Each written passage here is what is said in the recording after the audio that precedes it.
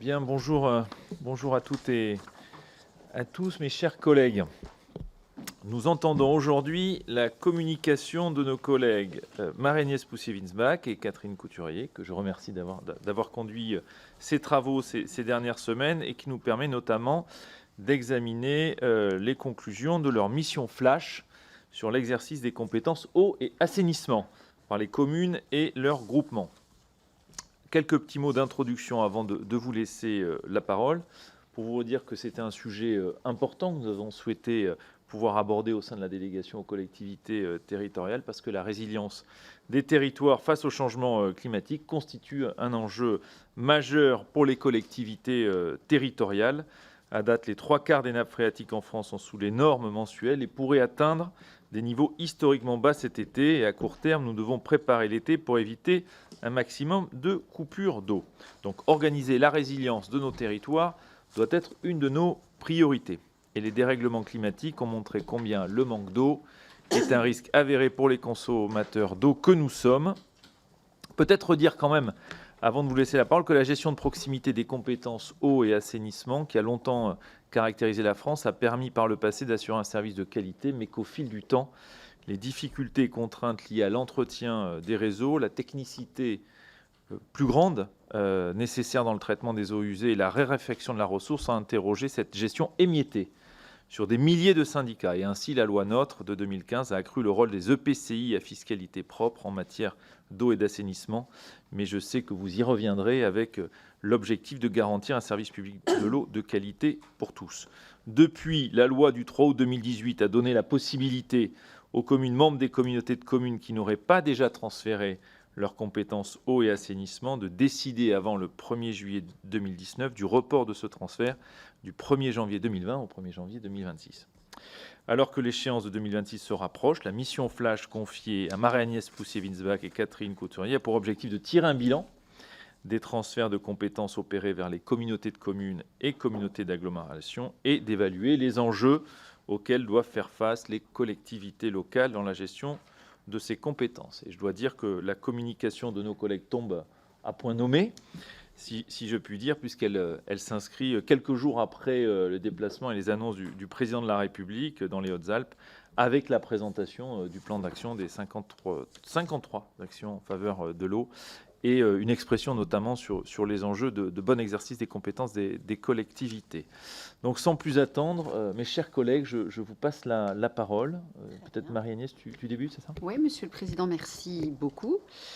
Chers collègues, il ne vous étonnera pas qu'on puisse commencer notre propos par vous dire que, en effet, la situation de l'eau dans notre pays est préoccupante. Même si, avec ma co-rapporteure, nous ne tombons pas d'accord sur l'appréciation politique des 53 mesures annoncées par le président de la République le 30 mars dernier, on a une bonne nouvelle, c'est que le sujet a été pris à bras-le-corps.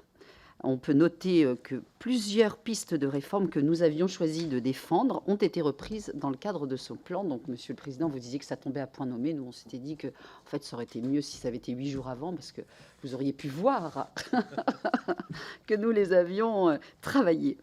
La France a pour objectif donc de réduire de 10% les prélèvements d'eau d'ici à 2030 en impliquant toutes les filières économiques, industrie, agriculture, particuliers. L'État devra aussi lui être exemplaire.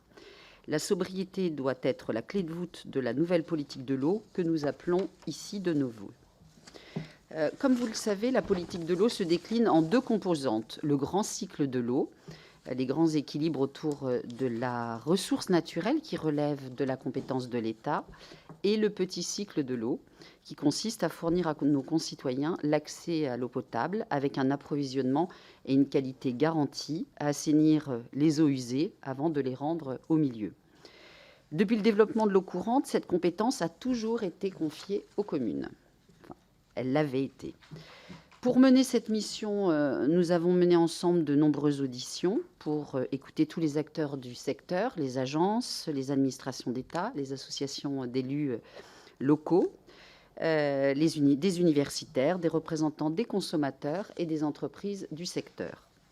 Aujourd'hui, les élus locaux, et au premier rang desquels les maires, nous ont fait remonter un sentiment de entre guillemets, dépossession en matière de gestion de l'eau. De plus, la mise en œuvre des compétences en matière d'eau et d'assainissement est souvent entravée par une accumulation de normes administratives et un cadre juridique jusqu'ici qualifié de mouvant, qui complique l'action publique locale. Et ça, c'est surtout Alain Lambert, président du Conseil national d'évaluation des normes, qui a pu appuyer sur ce sujet. Aussi, aujourd'hui, nous estimons que le transfert des compétences aux communautés d'agglomération et communautés de communes a constitué pour ces établissements publics un bouleversement. Ça sera notre première partie, qui laisse aux élus communaux sans réponse face au mur d'investissement, c'est le terme que nous avons souhaité maintenir, que nécessite l'avenir de nos réseaux. Ce sera la deuxième partie qu'abordera Catherine. Et enfin, il nous restera à mener une réflexion sur l'échelle et les structures adéquates pour exercer ces compétences de manière articulée. Ce sera notre dernière partie. Alors, quel bilan tire-t-on du transfert des compétences aux communautés d'agglomération et communautés de communes? À notre sens, le transfert de compétences, qui a été décidé en 2015, a représenté une évolution, même si c'est un bouleversement, mais ce n'est pas une révolution. Les territoires avaient l'habitude de travailler ensemble. On rappellera que c'est la loi du 7 août 2015 qui porte nouvelle organisation territoriale de la République qui a procédé au transfert des compétences eau et assainissement des communes vers les communautés de communes et d'agglomération. Les communautés urbaines exerçaient d'ores et déjà cette compétence. Cette loi a créé également une compétence gestion des milieux aquatiques et la prévention des inondations qui ont été également confiées aux intercommunalités. On y reviendra. Les objectifs du législateur, tels qu'ils nous ont été présentés, étaient de renforcer les EPCI, de mieux exercer les compétences, de faciliter le retour en régie et de mieux gérer la ressource. C'est le constat de la Fédération nationale des collectivités concédantes et régies. Il fallait favoriser le transfert dans le cas où les collectivités étaient trop petites. Au fond, on indique souvent ça pour les communes qui font moins de 3000 habitants, pour garder le principe de l'eau paye l'eau. Le budget général d'une collectivité ne pouvait financer l'eau, d'où l'idée de taille critique dans les unités de gestion. Le transfert a eu lieu pour toutes les communautés d'agglomération et la majorité des communautés de communes. Seuls 14% des communes membres de communautés de communes exercent encore directement cette compétence. Dans les faits, si on considère les seuls organismes assurant la distribution d'eau potable, en 2020, on recensait 2322 services assurés par les établissements publics de coopération intercommunale à fiscalité propre, qui couvrent 32 millions de Français, 2672 services assurés par des syndicats intercommunaux, couvrant 27 millions de personnes, et 5979 services communaux pour 7,5 millions de personnes. Nous avons constaté un paradoxe. Si 86% ont délégué ces compétences à l'EPCI ou un syndicat, souvent le transfert de compétences n'a rien changé au mode de gestion préexistant. Selon Intercommunalité de France, le transfert s'est généralement bien déroulé. Ce constat n'est cependant pas partagé par tous les acteurs. L'association insiste sur la nécessité d'anticiper en amont les questions de préparation, de ressources humaines et d'investissement. Depuis 2015, le législateur est revenu à 3 reprises sur ce texte pour apporter plusieurs formes d'assouplissement. Par la loi Ferrand du 3 août 2018 pour permettre aux communautés de communes de délibérer à la majorité qualifiée pour décaler le transfert, report désormais possible, tu l'as dit, jusqu'en 2026. Par la loi du 27 décembre 2019 pour permettre aux communautés de communes et communautés d'agglomération de déléguer tout ou partie des compétences liées à l'eau, l'assainissement ou la gestion des eaux pluviales aux communes ou aux syndicats existants. Enfin, par la loi du 21 février 2022, dite loi 3DS, pour élargir les possibilités d'utiliser le budget général pour financer les investissements, pour permettre le maintien des syndicats infracommunautaires existants également. Ces textes pris pour apaiser, entre guillemets, les élus locaux, en tous les cas ceux qui se manifestaient, ne proposent cependant pas une solution pérenne. Certains dénoncent une procédure difficile à mettre en œuvre, engendrant des suivis comptables, des problématiques de gestion d'actifs et de patrimoine, et plus globalement de définition du rôle de la collectivité délégante. C'est pourquoi ils ont été surtout utilisés comme des étapes vers une mutualisation des modes d'exercice ayant vocation, eux, à perdurer. Comme le recommande la FNCCR, il faudrait mieux accompagner le transfert dans le cas où les collectivités n'ont pas la taille critique pour pouvoir tendre vers le principe, encore une fois, de l'eau paye l'eau. Le budget général n'ayant pas vocation, en tous les cas pour nous, à financer l'eau. Le plan eau qui a été annoncé par le président le 30 mars dernier semble ouvrir la porte à un assouplissement du dispositif existant, rendant obligatoire le transfert de ces compétences au profit d'une forme différente et adaptée d'exercice mutualisé, notamment pour les communes exerçant cette compétence qui sont parfois en situation de risque par rapport à la ressource en eau. En ce qui concerne les compétences GEMAPI et eaux pluviales urbaines, nous n'avons pu que constater qu'elles peinent vraiment à être mises en œuvre sur nos territoires. Les eaux pluviales urbaines restent un objet mal défini mais essentiel. On rappellera qu'il s'agit de la gestion des eaux qui s'écoulent en surface et qui sont prises en charge dans les zones urbanisées ou à urbaniser. Après que l'administration ait tenté d'en faire un accessoire de la compétence eau, la loi du 3 août 2018 a précisé que cette compétence est différenciée en fonction de la nature de l'EPCI, compétence obligatoire pour les métropoles, communautés urbaines et communautés d'agglomération, compétence facultative pour les communautés de communes.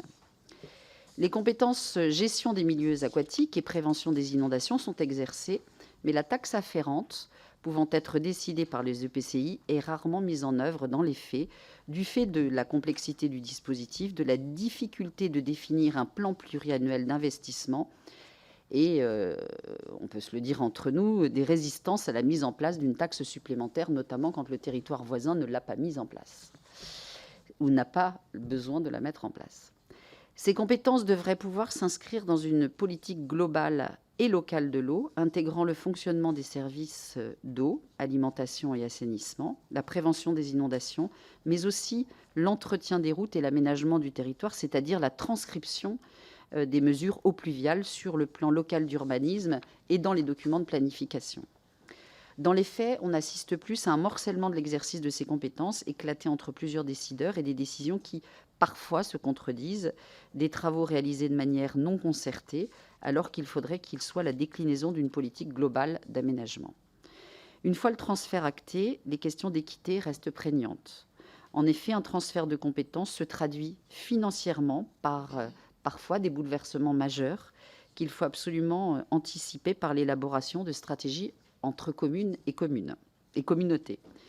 La question fondamentale dans ce cadre est double. Elle sera de savoir si ce transfert ne risque pas de mettre à mal l'intégrité financière de la communauté ou du bloc local. Mais elle sera également de savoir si le service public sera globalement plus ou moins coûteux pour l'usager après le transfert de compétences. Les communes et EPCI doivent mettre en place des commissions locales d'évaluation de charges transférées, les fameuses CLECT, et négocier des pactes financiers et fiscaux prévoyant quelle reprise des dettes et des finances sera-t-elle à la charge de l'intercommunalité, quid des communes qui ont financé des investissements lourds et d'autres qui ne l'ont pas fait, quel mode de gestion, à quelle échéance devra-t-il être revu, voire harmonisé, quel prix de l'eau au sein de l'intercommunalité, les usagers ne pâtiront-ils pas d'une augmentation généralisée des prix? Bref, vous l'avez compris, de très nombreuses questions. Face à ces enjeux, les élus sont le plus souvent démunis. Il manque aussi d'une méthodologie opposable à ces questions de transfert financier de ressources humaines. Il leur manque également l'ingénierie nécessaire, obligeant de recourir malheureusement trop souvent à des cabinets extérieurs. À cela s'ajoute une accumulation et une instabilité des normes applicables à l'exercice de ces compétences. Toujours selon Alain Lambert, 59 textes ont été pris dans le domaine, engendrant un surcoût de 12 millions d'euros par an pour les collectivités, sans effet notable sur la qualité de l'eau délivrée. Aussi, ce qui ressort de nos auditions, c'est une demande de clarification de la part des acteurs, à commencer évidemment par les maires. Les maires et les élus communaux vivent aujourd'hui un sentiment, je vous l'ai dit au début de mon propos, de dépossession, entre guillemets, sur cette question de la gestion de l'eau et des compétences qui échappent à la commune. La question de la gouvernance a souvent été posée des autorités de gestion qui, malheureusement, restent floues. L'absence de transfert automatique des pouvoirs de police du maire, la possibilité d'opposition et d'une compétence partielle du président de l'EPCI, tout cela n'aide pas à savoir qui peut et doit faire quoi, notamment pour protéger la ressource et garantir l'accès à l'eau. Par ailleurs, on constate une faible représentativité des ONG dans les instances de gouvernance des eaux. Ça, c'était à toi de le dire normalement, Catherine. Leur présence dans les instances des associations de consommateurs est anecdotique, de 2 à 3%, et ignorée souvent dans les instances de commission. Non, c'était un constat, c'était une blague entre nous. Enfin, la place des commissions consultatives des services publics locaux reste à consolider. Elles ont pour vocation de permettre aux usagers des services publics d'être consultés et d'obtenir des informations et de proposer des améliorations pour le fonctionnement effectif des services publics. Même si elles sont obligatoires dans les EPCI de plus de 50 000 habitants et dans les syndicats mixtes où au moins une commune a plus de 10 000 habitants, elles ne sont pas assez constituées, elles ne se réunissent que très peu, et celles qui sont en place n'ont pas toujours de fonctionnement régulier. Merci. J'aurais peut-être parlé de démocratie. On ne l'avait pas mis. On l'avait pas mis. Dans un deuxième temps, notre mission doit alerter sur l'enjeu des investissements. Quel financement trouver pour l'avenir des réseaux ? Il ressort de nos auditions que l'avenir des réseaux représente un besoin de financement supplémentaire évalué à 4,6 milliards d'euros par an et des financements supplémentaires représentant un dixième de cette somme. Il serait nécessaire de renouveler les équipements et les réseaux vieillissants. Ils représentent près de 1 million de kilomètres de réseaux d'eau potable et 27 millions de branchements, 380 000 kilomètres de réseaux destinés à l'assainissement, 21 000 stations de traitement des eaux usées. Mais ils vieillissent. 40% de l'ensemble des installations datent d'avant les années 1970. D'ici à 2050, leur âge moyen dépassera 70 ans. Selon une étude de l'Union nationale des industries et entreprises de l'eau, et en l'absence d'études publiques, après une décennie de forte augmentation, les investissements dans la distribution d'eau ont diminué de 10% entre 2011 et 2016, avec un niveau d'investissement qui se stabilise autour de 2,6 milliards, alors qu'il faudrait 4,4 milliards par an. Pour l'assainissement, les dépenses atteignent 3,6 milliards, alors que le renouvellement des réseaux nécessiterait 5 milliards. Quant aux besoins de la gestion des eaux pluviales, ils sont évalués à 1 milliard d'euros, mais les données manquent à ce sujet. Le plan de relance a débloqué 300 millions d'euros pour la sécurisation des infrastructures. La loi de finances rectificative pour 2022 a ajouté 100 millions d'euros. Le président a annoncé 475 millions d'euros supplémentaires, ce qui représente un amorçage, mais ne sera pas suffisant pour répondre au mur des investissements. Si les chiffres peuvent être contestés et nécessiteraient d'être... Tu m'as coupé ? Non, je croyais bien faire. C'est bon, c'est bon. Si les chiffres peuvent être contestés et nécessiteraient d'être précisés, il se dégage un consensus sur le mur de l'investissement qui se profile. Les enjeux à surmonter et à financer sont multiples. Sur 38 000 captages, 12 500 ont dû être fermés entre 1989 et 2019. Sur ce total, 4 250 ont été abandonnés parce qu'ils étaient trop pollués. La France n'a pas partout atteint le bon état des eaux de surface en 2015, objectif de la directive cadre européenne sur l'eau de 2000. L'eau potable distribuée à des dizaines de milliers de personnes contient des quantités excessives de nitrates. La Commission européenne a ainsi mis la France en demeure en octobre 2020. À titre d'exemple local, 90% des cours d'eau sont aujourd'hui pollués. Le constat est particulièrement prégnant dans le pays de Caux, territoire particulièrement sujet aux pollutions par les nitrates et micropolluants. En Guadeloupe, il n'existe bientôt plus d'eau douce propre à la baignade. Pour réduire les pollutions, le plan eau, présenté la semaine dernière, prévoit 50 millions d'euros d'aide des agences de l'eau pour mettre aux normes les stations d'épuration.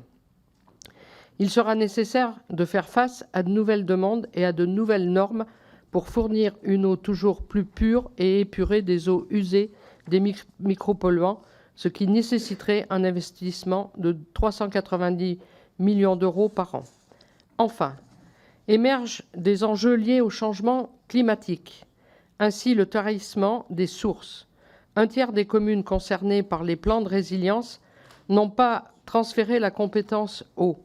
Les communes les plus fragiles sont également celles qui exercent cette compétence seules. Il serait donc nécessaire de sécuriser les réseaux face à ces risques par des unités de secours ou des interconnexions. Pour faire face à ces défis, qui va payer ? Les opérateurs et les usagers ne pourront y faire face.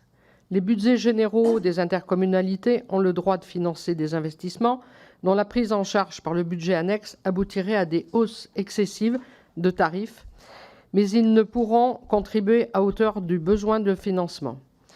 Il est donc nécessaire de définir une trajectoire financière pluriannuelle adaptée. Si ces investissements annuels de 5 milliards d'euros devaient être financés par les usagers, cela nécessiterait de payer 70 € de plus par an et par foyer.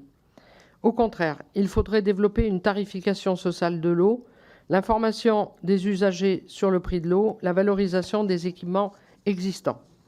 La tarification progressive de l'eau, différenciant les premiers mètres cubes essentiels à chaque membre du foyer de la consommation de confort et au développement de la radio-relève, semble faire de plus en plus consensus.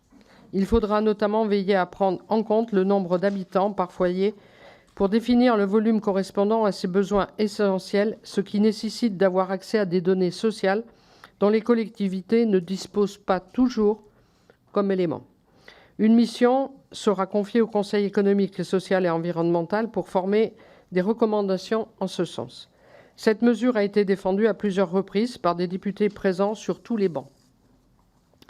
Face à ces enjeux, les financements des agences de l'eau prévus dans le cycle de programmation en cours sont en baisse.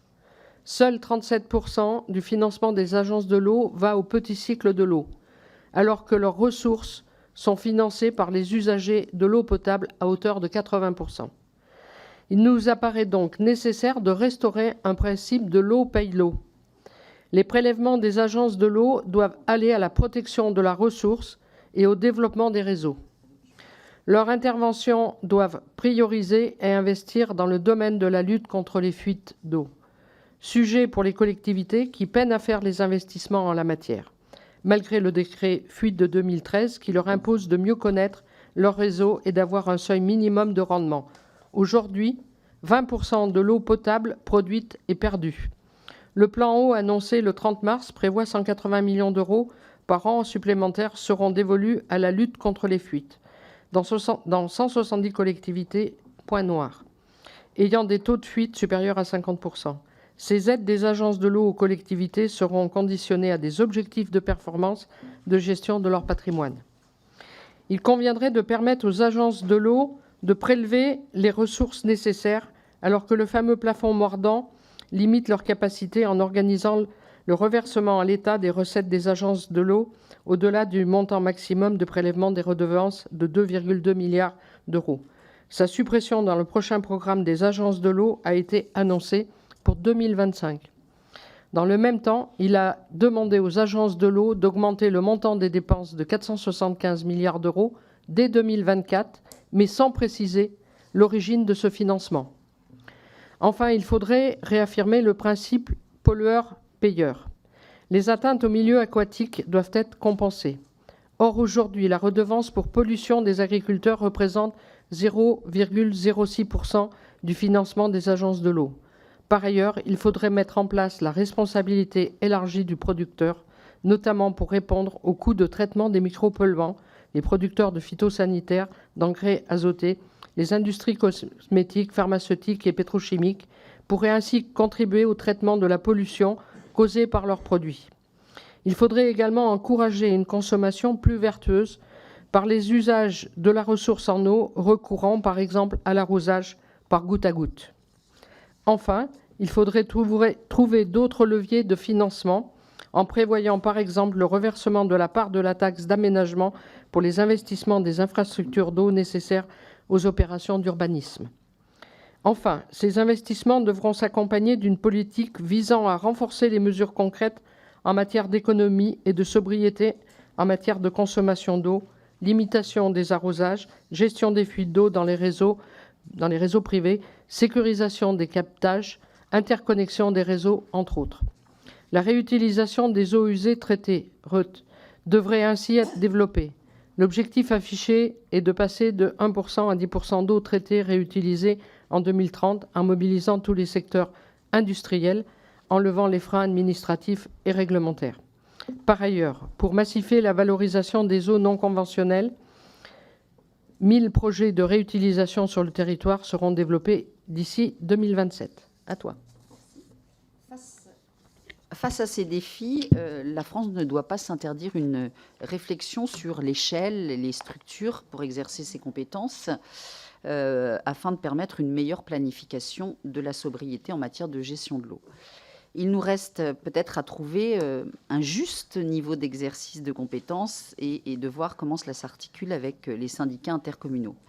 En effet, si l'objectif du législateur en 2015 était de limiter le nombre de syndicats intercommunaux, les assouplissements mis en œuvre par le législateur ont permis à de nombreux syndicats existants de rester la structure de gestion de notre eau. Et ces assouplissements attestent bien des difficultés et des freins aux évolutions de cette politique de gestion. L'articulation de l'exercice de ces compétences eau et assainissement avec les autres compétences relatives au cycle de l'eau reste pour nous, peut-être pas un impensé, mais en tous les cas d'une faiblesse à noter. Nos auditions ont démontré la nécessité d'une politique intégrée de l'eau qui comprenne la gestion des eaux pluviales et la gestion des milieux aquatiques, la prévention des inondations, qu'elle soit exercée de manière coordonnée avec, encore une fois, une politique d'aménagement de l'espace. Le législateur a entrepris de faire de l'intercommunalité la responsable en matière de petits cycles de l'eau, mais dans les faits, c'est souvent plus compliqué qu'avant. Les travaux visant à renouveler les réseaux ne prennent pas en compte le calendrier de la voirie, je vous l'ai un peu indiqué tout à l'heure. Les protections des captages ne prennent toujours pas en compte les risques d'inondation. En tous les cas, pas toujours en compte, il n'y a pas d'obligation.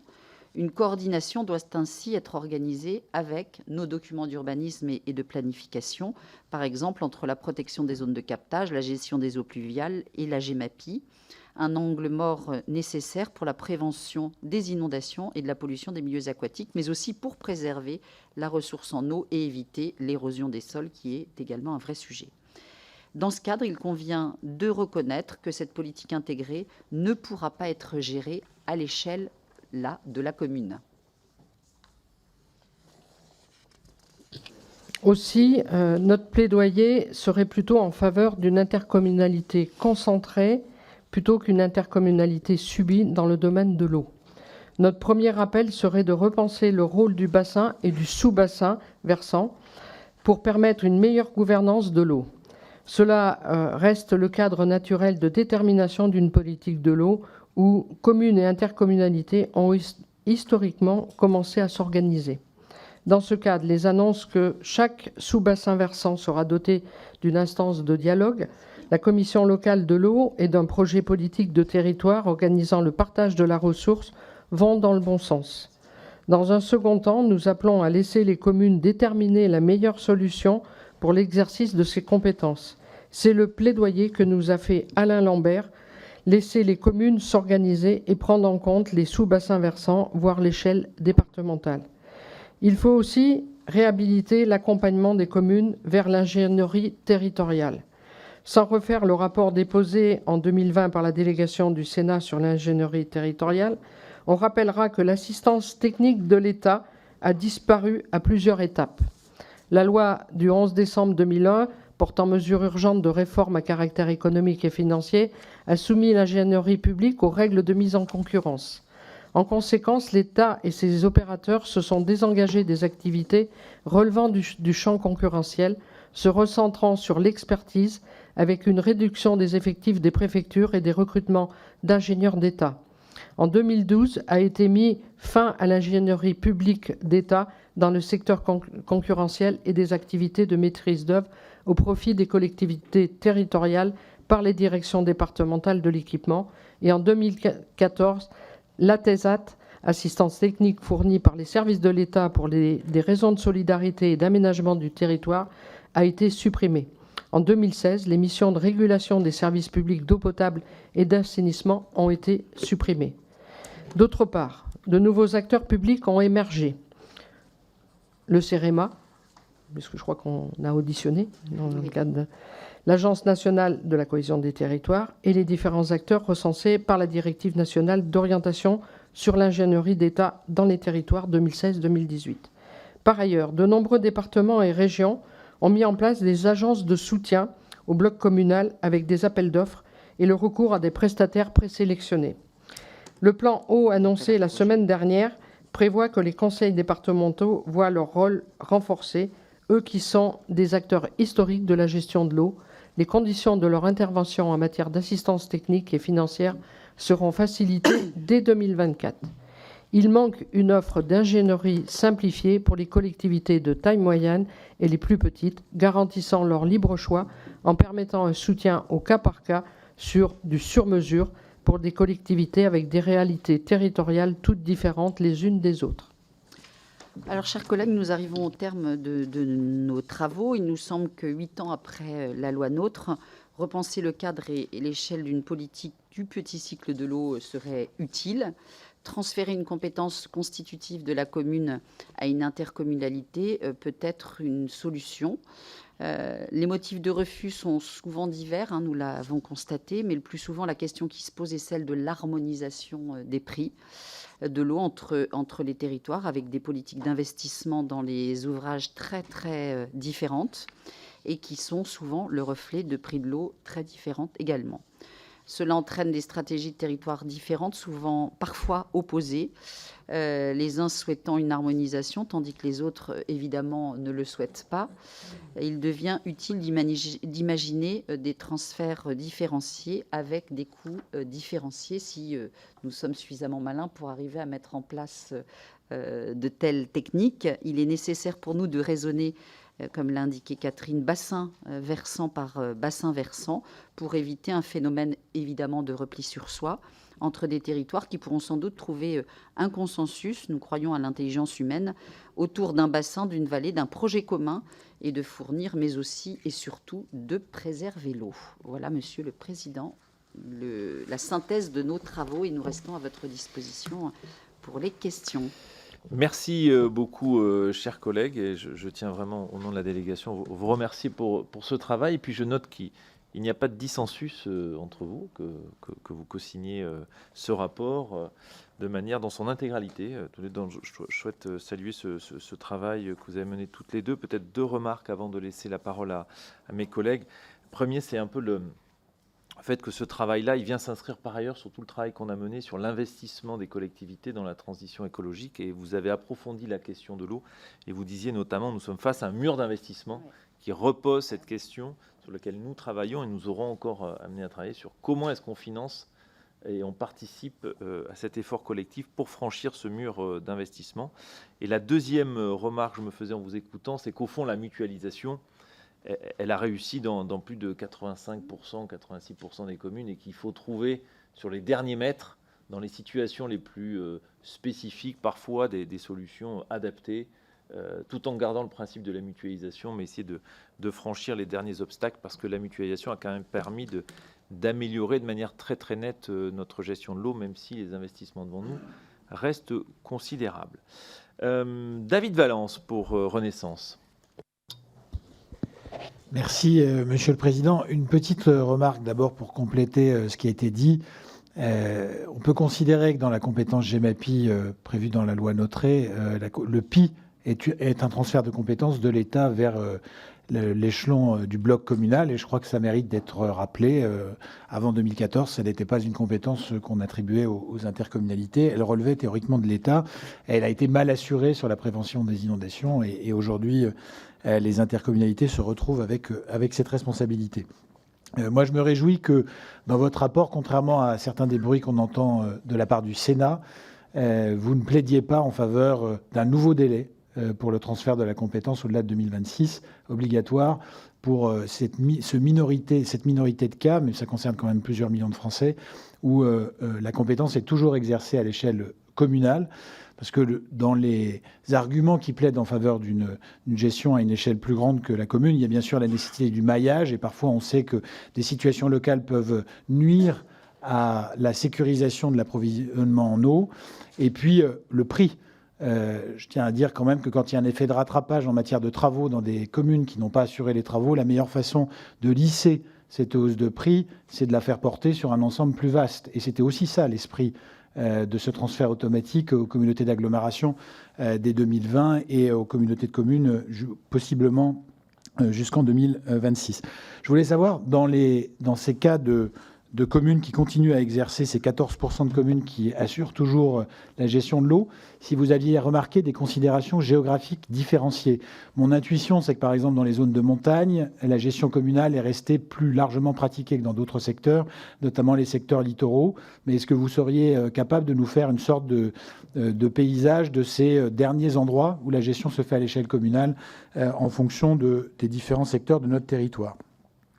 La deuxième remarque, c'est celle sur la nécessité de lutter contre les réseaux fuyards, donc ceux qui perdent au moins 50% de l'eau qui est prélevée. Aujourd'hui, on a une politique d'incitation financière forte qui a été annoncée par le président de la République, c'est 180 millions du plan eau. Comment vous voyez le niveau de la stimulation sur la nécessité de mettre en œuvre ces travaux?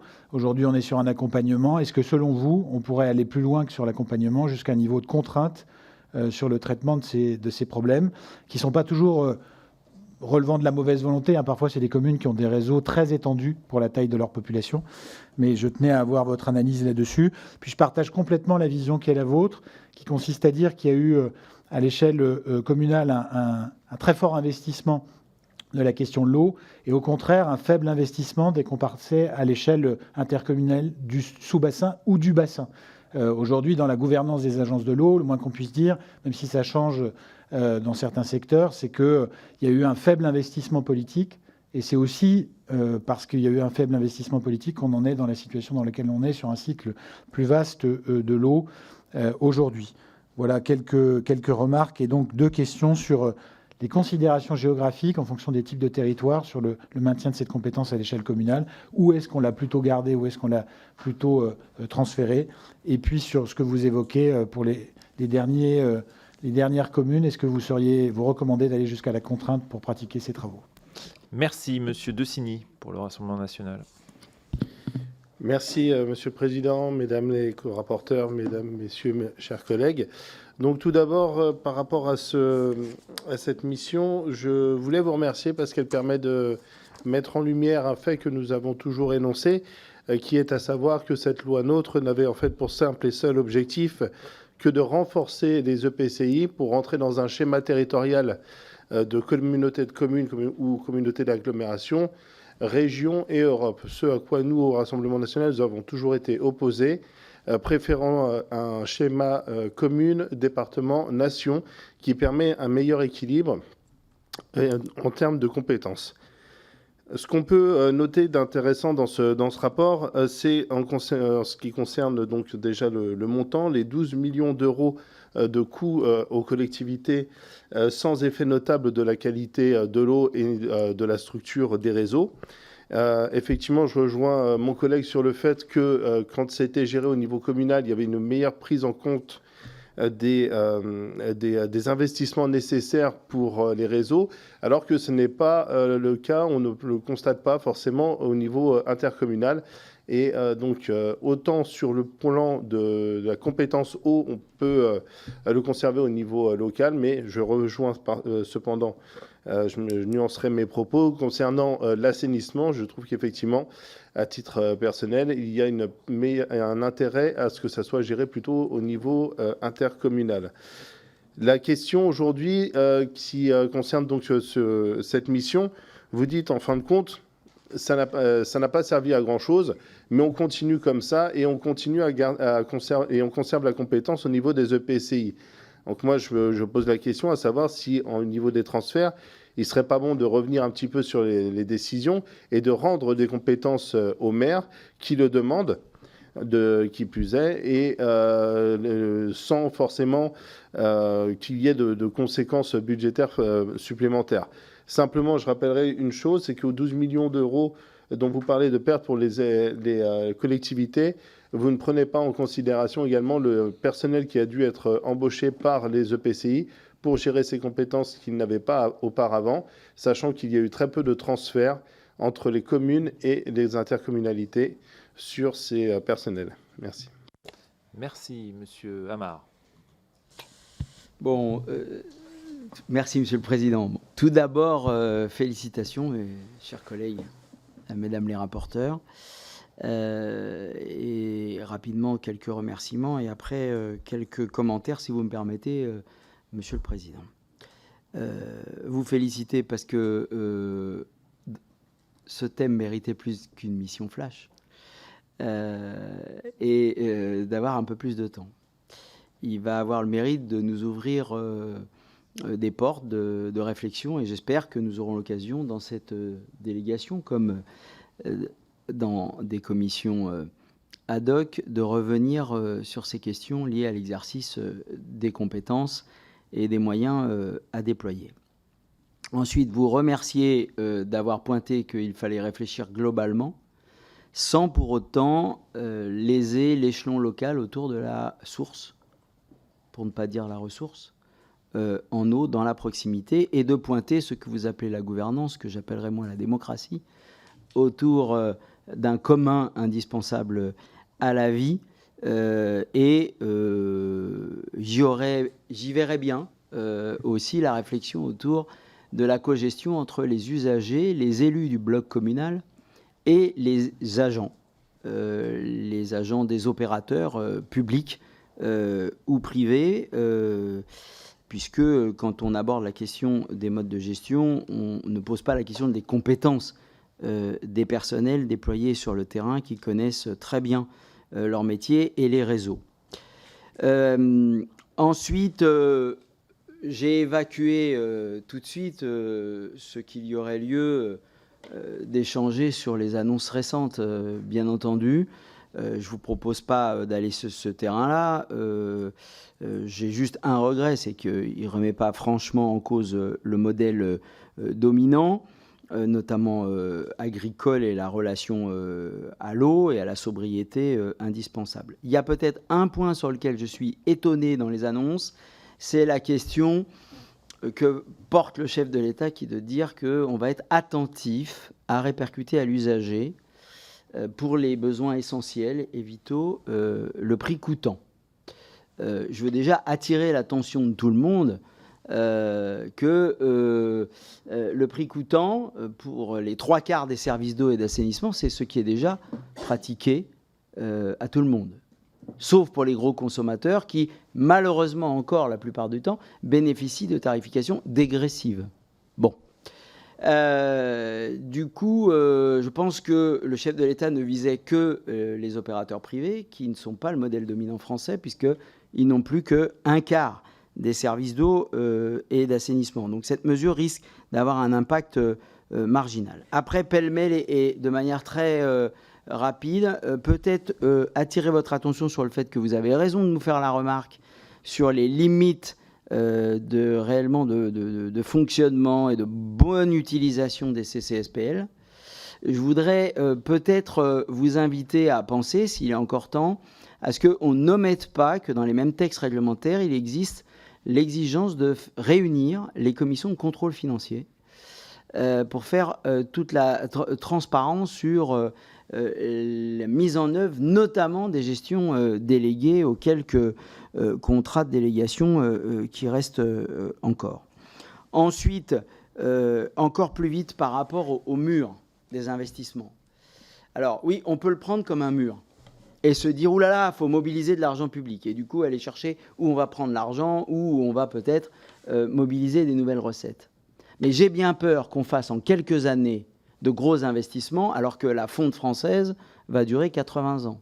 Et donc, sous couvert du fait qu'on va avoir redressé la situation à un instant T, dans 80 ans, on se retrouve à nouveau avec un mur d'investissement à redresser. Ne devrions-nous pas plutôt imaginer que même s'il y a des endroits où il faut forcer le rattrapage, ne devrions-nous pas imaginer qu'il y a, je sais pas le terme d'indicateur, mais des conformités sur les comptes administratifs des budgets annexes des autorités organisatrices, de manière à ce qu'on ait un taux de renouvellement qui soit supérieur ou égal à la durabilité des matériaux qu'on a disposés dans un territoire, que ça soit de la fonte pour l'assainissement ou de la fonte pour le transport et la distribution de l'eau potable. Je pense là, du fait de la durée de vie de ces fontes, à des taux de renouvellement allant de 1,2 à 2% par an. Ce serait plus indolore pour l'usager, plus indolore pour les dépenses publiques, voyez-vous, selon moi, que de mobiliser un train d'investissement de manière étale et subie. Je voudrais pouvoir dire qu'on parlait d'assainissement, on ne parle pas des SPANC. 12 millions de nos concitoyens sont concernés, 5 millions de foyers usagers. Il y a une inégalité là pour le citoyen, parce que c'est quand même la collectivité qui décide de ne pas faire d'assainissement collectif, ce qui peut se justifier pour des raisons économiques et écologiques. Pour autant, on a 12 millions de nos concitoyens là qui sont peut-être pas pris en compte. J'ai des idées, j'ai pas le temps de les développer aujourd'hui, mais j'y reviendrai bien avec vous, parce que là, on a peut-être un truc spécifique SPANC à travailler au niveau de notre délégation, et je serai disposé à y concourir. Bon, j'aurais bien d'autres sujets. Il faudrait conclure. Il faut conclure. Juste vous faire une remarque, et d'autant plus que ce matin, en ComDD, on a eu la table ronde sur les PFAS. Moi, je veux bien qu'on ferme des captages parce qu'ils sont impropres à la consommation, pour tirer toujours plus loin des tuyaux pour aller chercher de l'eau. Mais à l'arrivée, la pollution va être tellement généralisée qu'on ferait bien de pointer dans nos expressions et dans nos documents la nécessité de faire reculer les causes des pollutions plutôt que d'aller chercher de l'eau de plus en plus loin, alors que de toute façon, ailleurs aussi, elle est polluée, tellement la pollution est généralisée. Je vous remercie. Merci. Pierre Cordier pour LR. Bien, merci Monsieur le Président, merci Mesdames pour votre rapport. Je vais essayer de faire des commentaires par rapport à ce que j'ai vécu en tant que maire d'une commune d'un peu plus de 1000 habitants pendant 16 ans et après vice-président d'une intercommunalité aux finances, avec cette période que j'ai connue où l'eau et l'assainissement ont été transférés. Donc c'est une expérience, j'allais dire, vraiment de terrain. Je rejoins un certain nombre de remarques qui ont été évoquées, et notamment sur la réactivité. Lorsque l'on est maire d'une petite commune, qu'on a 4 ou 5 agents, dont un qui est spécialisé sur la question de l'eau, sur le contrôle des puits, sur le fonctionnement des pompes, enfin tout ça c'est le quotidien. Ça peut apparaître un petit peu éloigné des gens qui ont fait des grandes écoles, mais c'est ce que l'on vit quand on est maire d'une commune d'un peu plus de 1000 habitants et que tous nos collègues maires des petits villages peuvent connaître. Et c'est là qu'on apprend d'ailleurs, Monsieur le Président et Mesdames, beaucoup de choses. Et c'est vrai que la réactivité concernant des problèmes ponctuels, et j'ai eu à le vivre, eh bien voilà, quand on a un agent communal qui est aussi disponible, il permet très rapidement de régler des problèmes de fuite, de coupure avec les vannes, etc. Enfin, ça va très vite, et sur les contrôles aussi au niveau des puits de prélèvement d'eau potable, les contrôles, voilà exactement toute la qualité de l'eau, et puis le chloromètre, etc. Enfin, moi j'ai appris aussi beaucoup de choses. Et quand la compétence est transférée, eh bien on se rend compte déjà qu'il a fallu créer des services, et je rejoins notre collègue tout à l'heure, parce qu'on parle de la mutualisation et du lissage des coûts quand il y a des gros investissements, c'est vrai, mais en termes de fonctionnement, lorsque vous avez un agent qui s'occupe dans 100 communes qui font membre d'une intercommunalité et que c'est noyé dans le budget général, eh bien avec cet agent qui fait aussi le boulot, quand vous créez un service avec tous les agents qui vont avec, les véhicules qu'il y a achetés, il nous faut des bureaux, il nous faut des gens, etc. Peut-être qu'en termes d'investissement, on est meilleur, mais en termes de fonctionnement, ça pèse aussi énormément sur le prix du mètre cube d'eau, et donc en direction de nos concitoyens. Je veux rebondir aussi sur les remarques de notre collègue sur la pollution. Moi, j'ai eu à vivre aussi durant ces 16 années, et déjà avec ma prédécesseur, la mise en place de récupération des eaux usées. Et en tous les cas, dans mon modeste département des Ardennes, la qualité de l'eau s'est aussi améliorée parce que tout ce qui était réseau de récupération d'eau usée ont été canalisés directement dans une steppe. Et ça a permis aussi, par rapport à l'environnement, d'avoir des eaux usées qui ne se rejetaient plus directement dans les ruisseaux. Et quand on sait qu'une partie de l'eau des ruisseaux vont aussi dans les nappes phréatiques, c'est aussi des éléments sur lesquels il faut s'arrêter. Donc la question de la pollution, moi je pense que la situation s'améliore dans notre pays au vu des nombreux travaux et des milliards d'euros qui ont été dépensés par les communes et les intercommunalités pour récupérer notamment les eaux usées dans les communes. Une remarque sur les trésoreries des agences de l'eau. Parce que dans le secteur que je connais bien, souvent les maires me disent, mais alors monsieur le député, mais c'était le cas aussi lorsque j'étais maire, j'ai eu à le vivre, la complexité des dossiers à remplir pour obtenir 2,50 francs pour aller faire des travaux sur le territoire communal, les exigences qui sont celles des agences de l'eau et parallèlement des millions et des millions d'euros qui dorment sur des comptes qui sont prélevés aussi dans la poche du contribuable, puisqu'il y a une part du prix du mètre cube d'eau qui est transférée aux agences. Donc je dis aussi attention parfois de ne pas complexifier les choses en direction des communes et ou des intercommunalités sur les dossiers avec parfois, comme on dit parfois, il y a des millions d'euros qui dorment dans des parapheurs avec des dossiers qui sont tellement complexes à remplir que ça décourage aussi parfois certains maires ou présidents d'interco d'aller déposer des dossiers même s'il y a des services qui sont là pour le faire. Donc je dis vigilance par rapport à cet argent qui doit revenir systématiquement sur des travaux d'investissement sur les territoires. Et puis, j'évoquerai, alors vous avez parlé tout à l'heure d'un nouveau rôle des conseils départementaux. J'ai été un peu surpris de ça, mais pourquoi pas, hein, c'est quelque chose qui mérite en tous les cas d'être analysé. Vous l'avez évoqué tout à l'heure. Écoutez, je ne sais pas si l'Association des départements de France est disposée à reprendre, non pas des compétences, mais en tous les cas à reprendre les dossiers en main, mais c'est aussi un sujet qui mérite de l'attention parce que c'est vrai que pendant des années, étant toujours conseiller départemental, les départements ont joué un rôle fondamental dans ce domaine.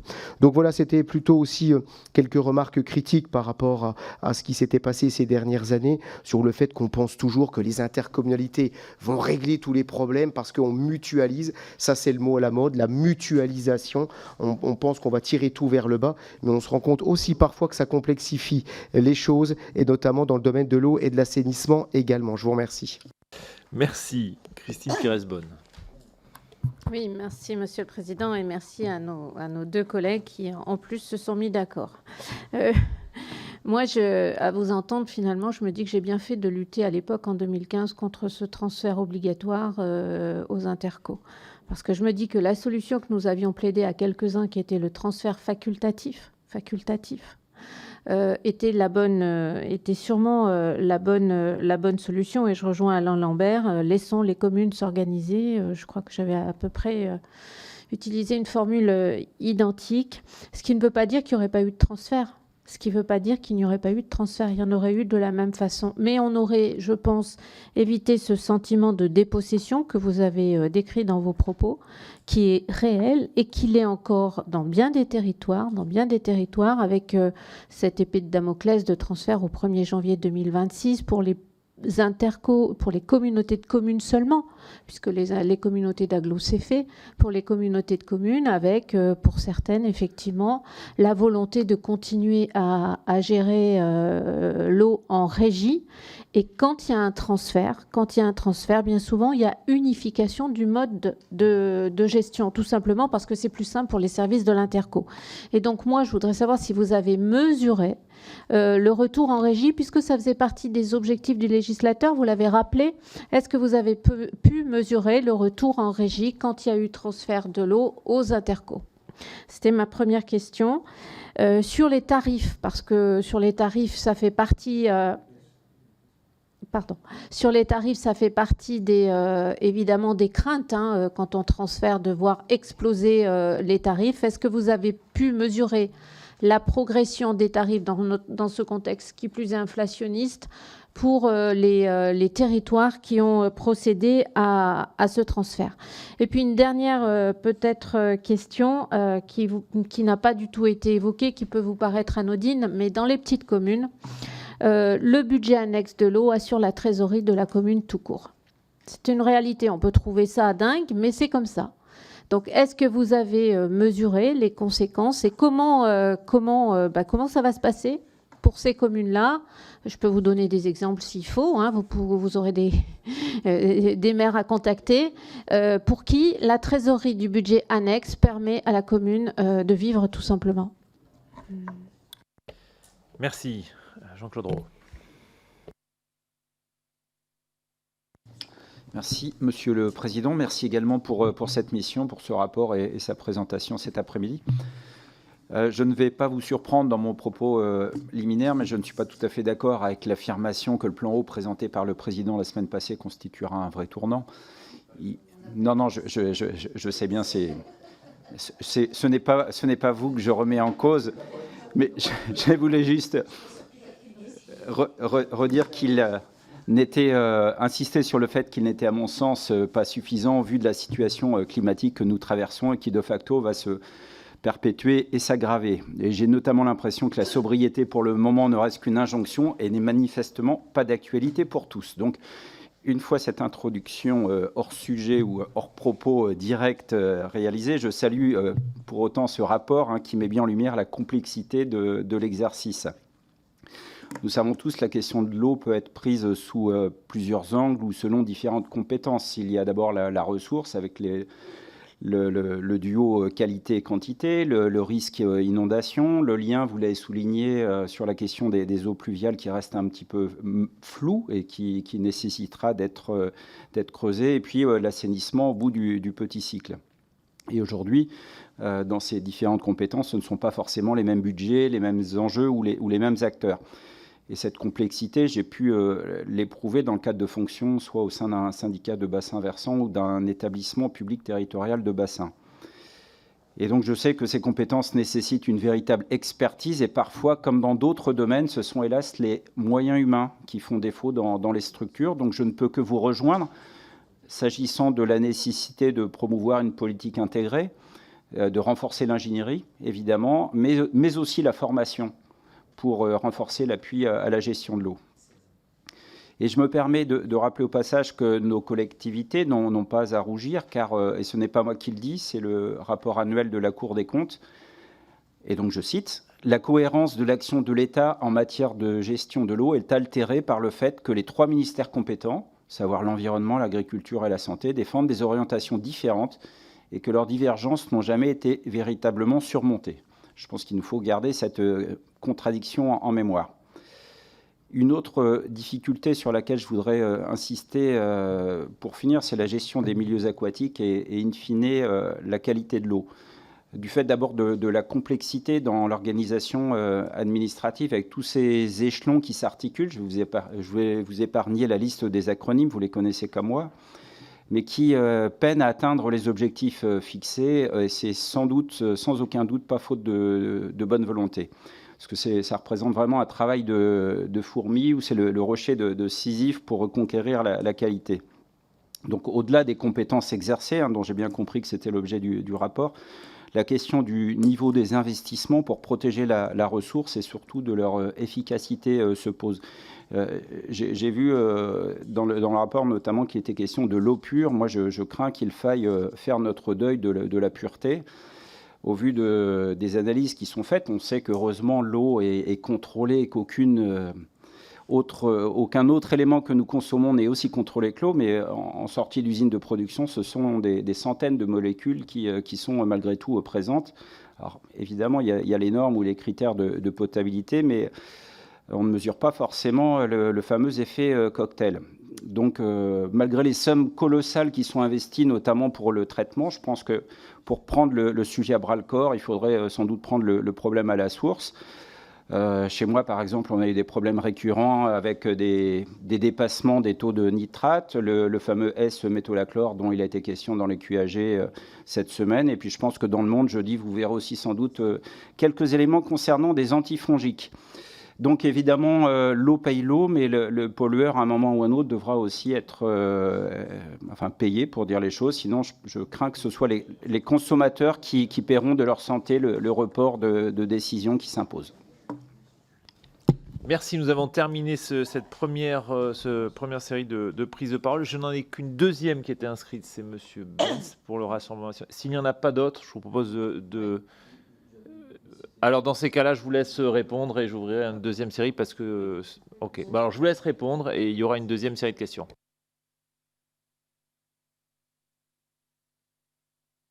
Peut-être commencer par la première remarque de M. Valence. On n'a pas demandé de délai de transfert, mais je pense que dans le rapport, vous avez compris que nous posions la question du choix, de laisser les collectivités choisir la question du transfert. Hein. Je l'ai dit, en faveur d'une intercommunalité concertée plutôt qu'une intercommunalité subie, parce que pour faire le lien avec la cartographie, et notamment c'est l'AMRF qui nous a surtout pointé cette problématique. C'est en milieu rural, plutôt centre-France, et aussi un peu les Alpes, où la question des transferts était, puis les Pyrénées, voilà, étaient les plus... Voilà, tout ce qui est, en fin de compte, les territoires ruraux, avec parfois des périmètres de communes qui sont quand même très importants et qui ont déjà, depuis longtemps, travaillé en fonction des bassins versants et des sous-bassins, déjà à travailler à la mise en place de syndicats intercommunaux et qui fonctionnaient et où les travaux étaient, alors plus ou moins, plus ou moins réalisés, et qui aujourd'hui ont des périmètres d'intercommunalité qui ne correspondent pas et où on veut leur imposer. Je crois que c'était surtout dans ce sens-là. Peut-être juste répondre sur la question du... si on a pu mesurer, alors je rappelle quand même que c'était qu'une mission flash. Voilà, donc on n'a pas pu traiter l'ensemble des projets, des questions. D'ailleurs, on s'est limité parce que sur la question, par exemple, on n'avait pas à débattre de la question des modes de gestion. Des modes de gestion. Cela étant, dans les auditions, on a quelques éléments qui nous sont venus, mais sans vraiment de chiffres précis. Sur la question du passage en régie, il y a un certain nombre, de toute façon vous les connaissez, il y a un certain nombre de collectivités et très importantes qui sont passées d'ailleurs en régie. Et aussi le constat que bien souvent, c'était quand il y avait un transfert à l'intercommunalité, que suivant la taille, c'était plus facile de revenir et de travailler à aller vers un retour en régie, parce que une ou deux communes étaient déjà en régie et qu'il y avait aussi un choix politique, il faut qu'on se le dise, un choix politique qui était fait sur la question aussi de travailler à la tarification de l'eau dans l'intérêt de tous. Sur le SPANC, c'est très peu venu, très très peu, même avec la MRF, puisque bon, c'est souvent quand même les communes rurales qui sont concernées.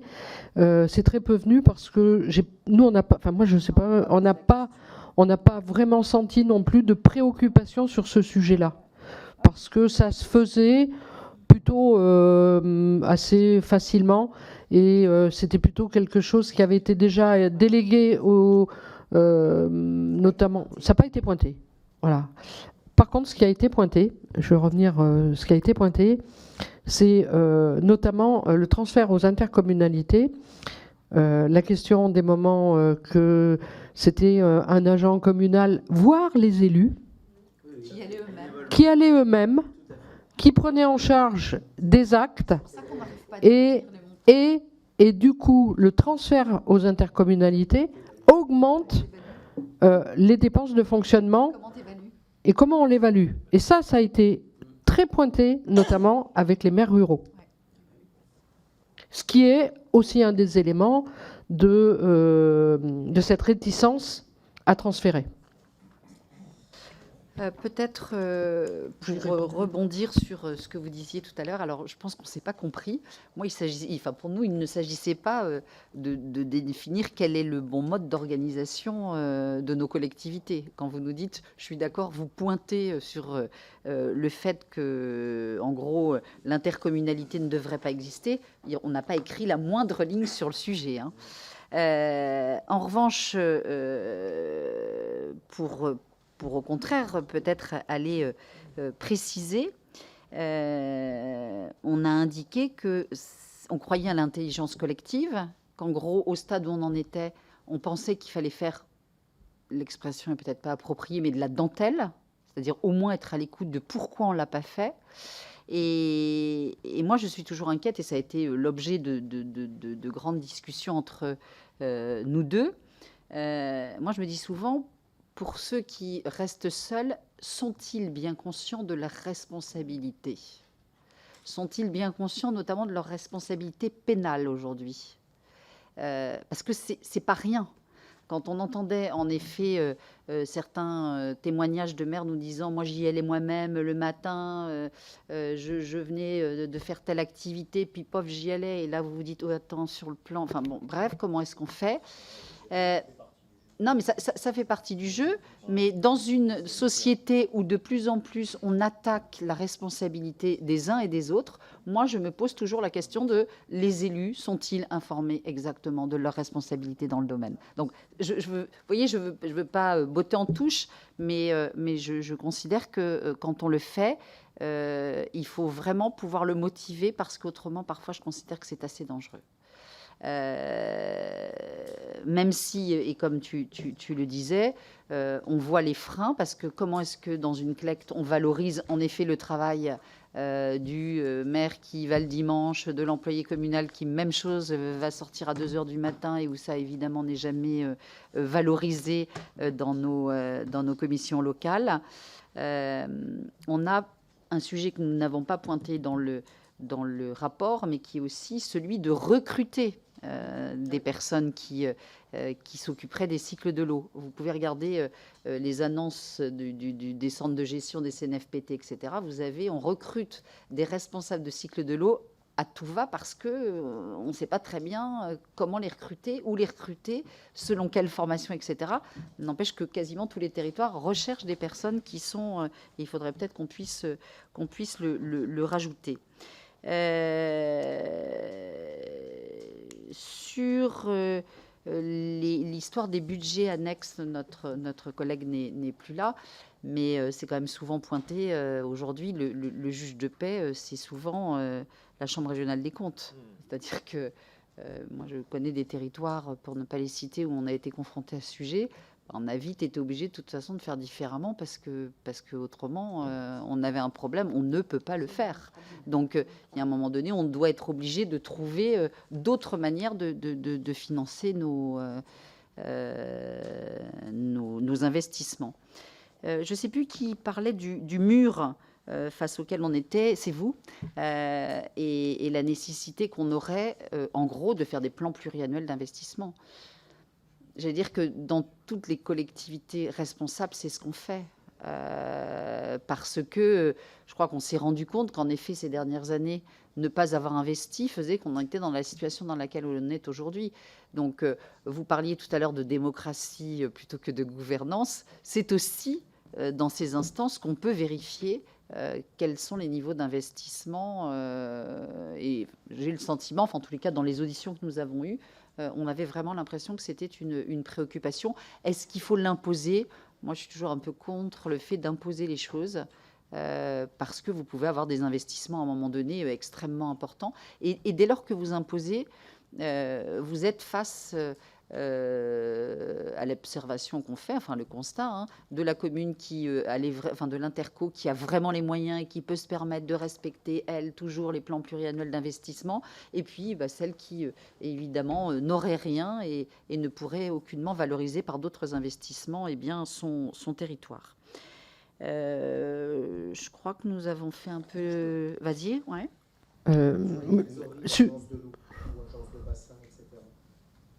Des sommes très importantes sur des comptes, la complexité. Alors ça va avec pour nous ce qu'on appelle l'absence d'ingénierie qui est regrettable, et donc l'accompagnement qu'on doit avoir. Est-ce que c'est au niveau des préfectures, est-ce que c'est au niveau des agences de l'eau, des collectivités, parce qu'en effet, on sait que c'est extrêmement difficile. Et le lien, je le fais aussi avec ce que je disais tout à l'heure, c'est-à-dire que si vous n'avez pas pu recruter de responsables cycle de l'eau qui, eux, sont capables de constituer des dossiers, évidemment, on n'y arrive pas. On n'arrive pas à obtenir les subventions.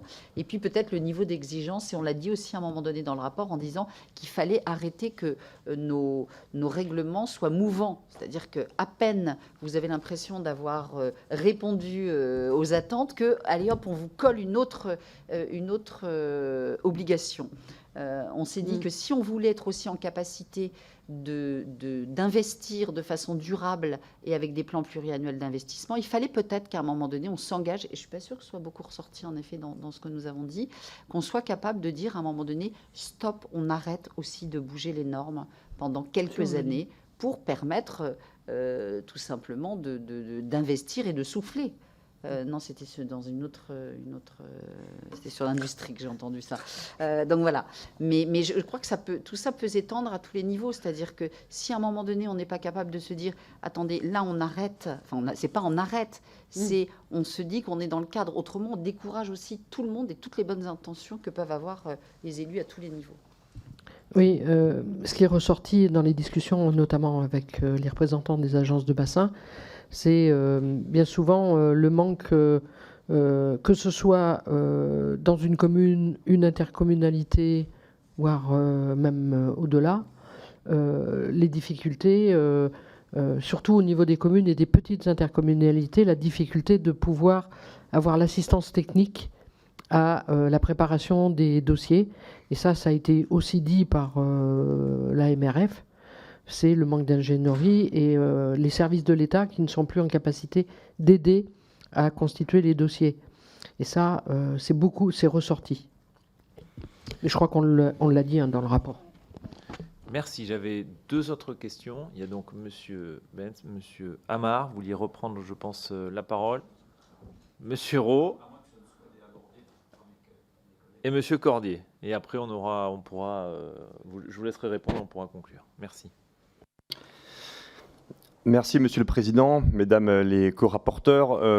D'abord, je remplace Philippe Lothiau, qui s'excuse pour son absence, et je m'inscris tout à fait dans ce que mon collègue de Signy et mon collègue Cordier ont dit tout à l'heure. Je vais reprendre, Madame la co-rapporteure, 3 formules que vous avez employées dans votre propos liminaire.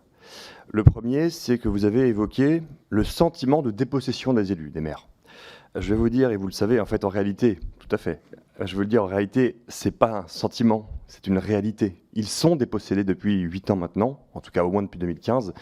Ils sont progressivement dépossédés de toutes leurs compétences, une à une. Après, vous avez parlé de nécessité d'apaiser les élus. Mais la bonne question à se poser, c'est pourquoi ne sont-ils pas en paix? Après, vous avez évoqué la nécessité d'accompagner le transfert de compétences, et notamment l'eau et l'assainissement. Mais je pense qu'il faut écouter les élus locaux, et en particulier les élus ruraux. Il faut les écouter davantage parce qu'ils disent non, ils ne veulent pas qu'on les accompagne pour un transfert, ils ne veulent pas de transfert du tout, pour la plupart.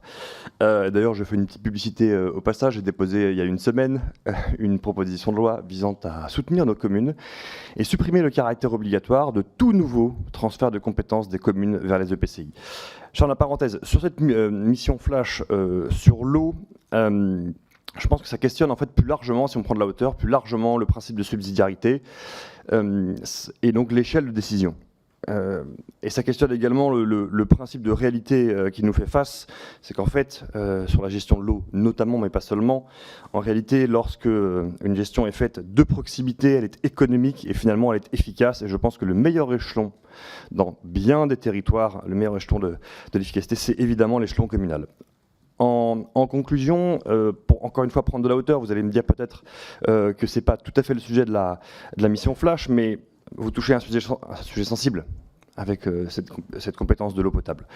En fait, je pense qu'il faut qu'on tire, ou plutôt que vous tiriez, les conséquences de vos erreurs. Pour moi, la loi NOTRe, c'est même plus qu'une erreur, c'est une faute politique. Et en l'occurrence, alors, en tout cas, le trait commun, c'est, mettons que c'est Emmanuel Macron, puisqu'il est au pouvoir de l'Élysée en passant par un ministère et à nouveau l'Élysée depuis lors. Donc, on peut considérer que sous Macron déjà, cette loi NOTRe, elle fait des ravages. Et vous le savez, j'en conclue là-dessus, mais je n'oublie pas ce qu'était l'intention initiale de la loi NOTRe. Parce que c'est ça le vrai questionnement. L'intention, c'était la suppression des communes. Les communes se sont battues, elles ont conservé la clause de compétence générale. Et aujourd'hui, qu'est-ce qu'on constate? Et on l'avait dit à l'époque, qu'est-ce qu'on constate? En fait, on contourne cette suppression, d'un côté en siphonnant toutes les compétences des communes vers les EPCI, c'est machin, et de l'autre côté, on les étrangle financièrement. Donc je pense que c'est le moment d'écouter davantage, et j'en conclus sur notre collègue de Renaissance qui n'est plus là, sur le report. Encore un report, pourquoi pas? Moi, je pense que c'est une bonne chose de reporter encore la possibilité, ne serait-ce que pour une chose, laissez-nous arriver au pouvoir pour qu'on puisse tourner la page définitivement de la loi NOTRe. Je vous remercie. Vous vous égarez un peu, hein, c'est pas tout à fait l'objet du rapport. Monsieur Amar. Arrivé au pouvoir, je confirme. Mais même sur la loi NOTRe. Alors, non, mais l'abrogation de la loi NOTRe fera peut-être débat, mais j'y suis favorable, mais c'est pas le sujet. De manière plus terre à terre, je voudrais attirer votre attention par rapport à la question qui a été posée, je ne sais plus par quel collègue qui s'est absenté depuis, mais attention, le transfert est intervenu pour les transferts qui ont été effectifs 1er janvier 2020. Nous ne sommes que début 2023. Et de quoi ont hérité les EPCI, les communautés d'agglomération ou de communes? C'est des contrats qui n'étaient pas arrivés à leur terme, mais qui continuaient pour se poursuivre pour les DSP, et les régies communales qui sont devenues budgétairement une seule régie communautaire. Donc aujourd'hui, mesurer s'il y a eu un effet conforme à l'objectif de la loi, c'est quasiment indétectable, sauf si les calendriers coïncidaient bien. Mais c'est un problème qui est devant nous, parce que la règle est qu'on va au terme du contrat de DSP pour décider si on étend la régie communautaire à l'ensemble du territoire ou si on réinjecte tout en DSP. Sur le pouvoir de police des maires et leurs responsabilités pénales, collègues, attention, c'est pas une compétence qui vient de la présidence du conseil municipal après l'élection du maire par le conseil municipal. C'est sa fonction de représentant de l'État. Et donc, aujourd'hui, si ça n'emporte pas transfert de la responsabilité pénale et de police, d'ailleurs, quand on passe à l'intercommunalité, c'est parce que là, le maire est le représentant de l'État. Et donc, faisons attention à dans quoi on met le doigt, parce qu'après tout ce qu'on se dit sur comment les communes ont perdu de leur libre administration, de leurs moyens, etc., est-ce qu'on est prêt à ouvrir un débat sur la remise en cause du pouvoir du maire en vertu de sa fonction de maire au titre de représentant de l'État et non au titre de représentant du conseil municipal. Donc, je ne suis pas sûr que quand vous le pointez dans votre rapport, ça soit un sujet léger. Voilà, je veux juste faire la remarque, parce que là, on touche à autre chose que de savoir qui exerce la compétence de police. C'est le préfet, c'est l'État, donc le ministère de l'Intérieur, notamment, qui est visé par cette interpellation dans votre rapport. Sur les SPANC, quand même, vous dites que ce n'est pas remonté. Mais faisons attention peut-être à un moment donné, nous en délégation collectivité, à en prendre l'initiative, parce qu'il y a une inégalité de reste à charge dans le territoire qui n'est pas que liée aux politiques locales, qui est aussi liée aux configurations des bourgs par rapport à des hameaux ou à des maisons isolées. Et donc, on a là des vrais problèmes financiers qui vont de 5 000 euros à 15 000 euros de reste à charge par foyer. Je trouve que vis-à-vis des usagers de l'assainissement collectif, ce n'est pas correct de laisser 12 millions de nos concitoyens face à cette situation. Et juste, je finis avec ça, sur les investissements et les PPI. C'est pas ce que je voulais dire, en fait. Quand je posais la question, c'était pas de dire qu'il fallait imposer des PPI, mais qu'il fallait avoir des indicateurs de référence sur le taux de renouvellement des tuyaux d'assainissement et d'eau potable. Et que peut-être il y a moins de murs financiers si on disait qu'il y a un indicateur qui est que 1,2% à 2% des tuyaux doivent être renouvelés chaque année. Parce que bien des territoires qui ont été voir où étaient les principales fuites, en 2-3 ans, ont divisé par 2 leur taux de fuite. Voilà, j'en reste là. Merci. Monsieur Cordier, pour une petite question. J'ai remarqué, Monsieur le Président, que vous vouliez toujours me restreindre mon temps de parole, contrairement à mes collègues. Non, je te chambre. Non. Par rapport à ce qui vient d'être dit sur la prise en compte avec des plans pluriannuels d'investissement, etc., on sait bien aussi que quand dans une commune, on refait une voirie et qu'on s'engage à changer les tuyaux, peu importe leur nombre d'années, et à refaire les branchements individuels qui peuvent être en plomb, etc., ben, quand on fait une rue, on fait une rue. Donc si elle fait 3 km ou 2 km ou 1 km ou 500 mètres, ben, finalement, le plan pluriannuel, il peut être aussi rapidement dépassé parce que vous n'allez pas changer seulement un tronçon de 15 mètres sous prétexte qu'il faut en changer 15 mètres par an. Vous envisagez les choses, effectivement, sur un coup, sur une rue, parce que vous ne pouvez pas changer et refaire les trottoirs comme ça. Tous les ans, ça va être un petit peu compliqué, et même les réfections des tapis de voirie. Sur ce qui a été évoqué, sur l'intercommunalité, moi j'ai toujours considéré que l'idée initiale, notamment de la loi du 6 février 92 sur l'intercommunalité, sur les premières finalement, même si je crois qu'il y en a peut-être eu déjà avant, c'est l'aménagement du territoire et le développement économique, c'est-à-dire des choses qui ne peuvent pas être faites à petite échelle, et que toute cette intercommunalité de gestion, finalement, contrairement à l'intercommunalité de projet, doit être mise en compte. Est-ce que tu disais, cher collègue, moi je mets cher, ou Catherine, voilà, en réalité, on pourrait le retrouver aussi sur les ordures ménagères. Quand tu transfères, quand tu as ta gestion, moi je l'ai vécu aussi, du bon camion qui passe une fois par semaine pour ramasser tes corps creux, tes corps plats et puis tes OM, c'est le secrétaire de mairie qui fait après, que ce soit la TOM ou la ROM, ou enfin ce que tu mets en place pour percevoir ça dans la poche du contribuable. Et puis après, quand tu transfères, eh bien, il y a la création d'un service, des achats de camions, etc. Et tout ça, c'est le contribuable qui paye et qui en a quand même un petit peu plein les bottes, parce que lui, il ne se rend pas forcément compte au départ qu'il va payer en plus pour un service en plus, puisque de toute façon, il l'avait déjà avant.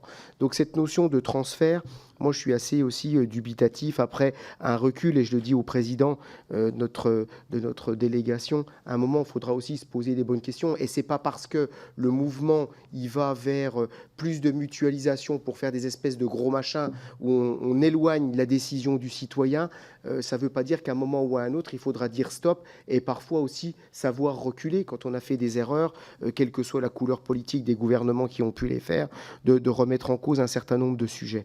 Et puis, je terminerai par un point, c'est ce que vous avez évoqué sur ce que vous disiez, les agences de bassin, en disant, bah oui, il faut des ingénieurs ou des techniciens pour remplir les dossiers. Mais qui crée les dossiers eux-mêmes à remplir, pour pouvoir faire des travaux et bénéficier de subventions? C'est bien eux. Donc, à un moment ou à un autre, de faire en sorte que les choses soient très complexes pour ne plus que le maire, le Pékin du coin que j'ai été pendant 16 ans dans ma petite commune de 1200 habitants, puisse remplir les dossiers, ben c'est facile. Il suffit de mettre plein de trucs, plein de machins, plein de bidules. Comme ça, vous n'y arrivez jamais. Le secrétaire de mairie s'en sort pas non plus. Donc, il faut aller chercher de l'ingénierie. Donc, en réalité, ils critiquent un système dont ils sont responsables. Très bien, monsieur Roux. Merci. Je vais revenir rapidement sur un point que j'avais lu dans le rapport et que vous avez repris. Vous parliez de la difficulté de la mise en œuvre de la taxe GEMAPI. Et j'avais du mal à me l'expliquer parce que de toute façon, c'est le moyen qu'a laissé l'État comme marge de manœuvre à nos collectivités. Certaines collectivités qui sont plutôt prospères, et tant mieux pour elles, ont décidé de plutôt financer ces opérations-là sur le budget général. D'autres ont pu définir un plafond. Dans celles où j'étais élu jusqu'à il y a peu, c'était c'était voté tous les ans en fonction des besoins et de la somme que ça représentait. Donc voilà, j'aurais bien aimé avoir des éclaircissements sur où ça coinçait en fait. Merci. Mesdames les rapporteurs. Pour finir. Bon, alors moi je suis très à l'aise, je suis pour l'intercommunalité de projet et je l'ai toujours été. Voilà, parce que je pense que c'est l'intelligence collective qui doit nous amener à réfléchir en fonction du bassin de vie, en fonction de la réalité, pour l'intérêt général des citoyens. Juste sur la question peut-être liée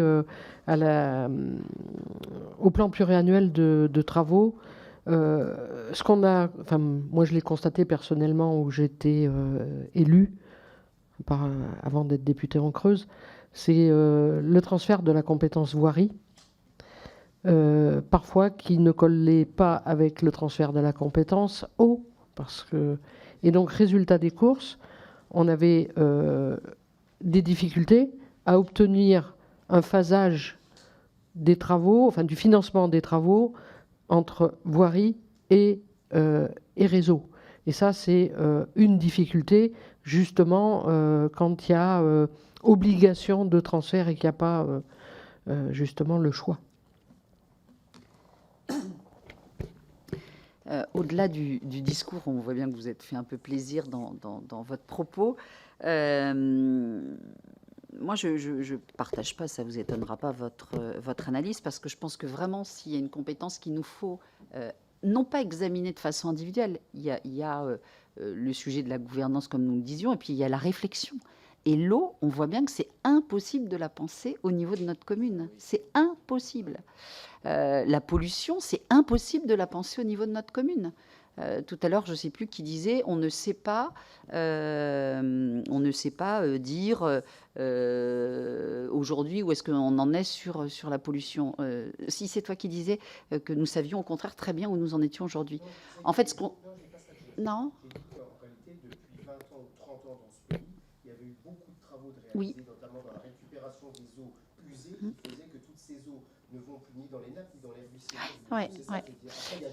Et surtout, ce qu'on a, c'est une vraie connaissance de ce qui pourra aussi se passer dans 20, dans 30 ans. Parce que, par exemple, et je l'ai pris à un moment donné, dans le Pays de Caux, quand il y a une vingtaine d'années, ou il y a une dizaine d'années, on a énormément pollué nos sols, eh bien, nous savons qu'on les retrouvera dans la mer dans 20 ans, dans 30 ans, puisque c'est 30 ans qu'il faut pour aller du plateau jusqu'à l'eau. Donc, on voit bien qu'on est obligé de penser l'eau à une échelle beaucoup plus large et au moins des bassins versants. Enfin, c'est parce que ça a juste du sens et qu'on ne peut pas le faire autrement. Après, le problème de la gouvernance, nous, vraiment, ce qu'on tient à dire, c'est qu'on ne remet pas en question, de par notre rapport, en tous les cas, on n'a pas travaillé là-dessus, la remise en cause de ce qui existait aujourd'hui. Ce n'était pas l'objet de notre rapport. Ce que nous disons, c'est que pour les communautés de communes qui n'ont pas encore décidé de travailler ensemble, c'est de chercher pourquoi et de, encore une fois, faire de la dentelle parce que ça nous paraît le bon sens. C'est pas de dire oui, on est contre ou non, on est contre l'interco. C'était absolument pas le sujet de ce rapport.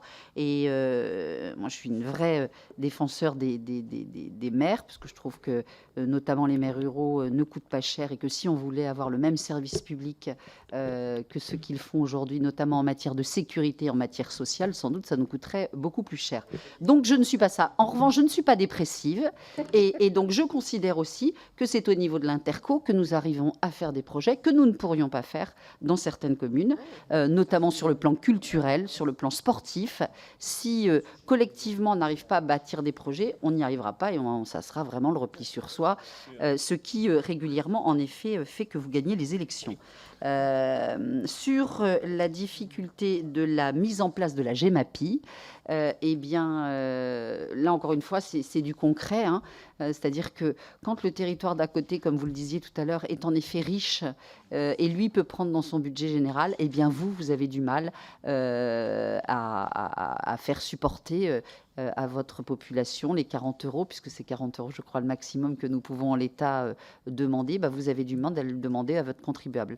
Donc, nous, on se disait que plutôt peut-être que de l'avoir suggéré, si on avait dit qu'il y avait une taxe à percevoir de temps, après, à vous de baisser éventuellement vos impôts à un autre niveau si vous avez trop de revenus, trop de recettes, mais il nous paraissait toujours cette possibilité elle stigmatise les territoires qui la mettent en place et ceux qui la mettent pas, en disant que certains élus, eh bien, eux seraient responsables et les autres pas, alors que cela dépend évidemment du montant des investissements nécessaires et puis tout simplement de la richesse de votre territoire.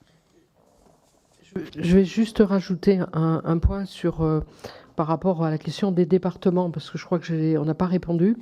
Ce qui est remonté aussi, c'est notamment au regard la situation de manque d'eau ces 2 dernières années, la question des interconnexions nécessaires à élaborer et de la création de nouvelles unités de production, parfois à l'échelle de certains territoires.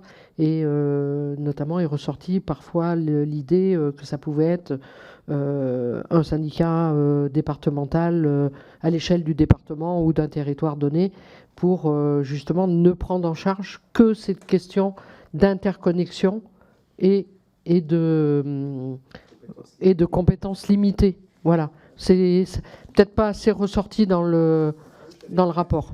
Voilà. C'était dans ce sens-là. Mais il y a aussi, je crois que c'est l'Allier qui a un syndicat départemental de l'eau depuis déjà très longtemps.